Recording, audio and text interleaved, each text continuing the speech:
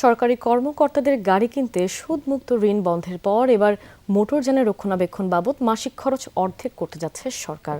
এতদিন এই ব্যয় ছিল মাসে 50,000 টাকা, এখন তা 25,000 টাকা করার বিষয়ে প্রয়োজনীয় উদ্যোগ নিতে জনপ্রশাসন মন্ত্রণালয়কে চিঠি দিয়েছে অর্থ বিভাগ 9 জুলাই জনপ্রশাসন মন্ত্রণালয়ে চিঠি দিয়েছে। সরকারের উপসচিব থেকে শুরু করে উপরের স্তরের পদের সরকারি কর্মকর্তারা এতদিন গাড়ি কিনতে 30 লাখ টাকা সুদমুক্ত ঋণ পেতেন।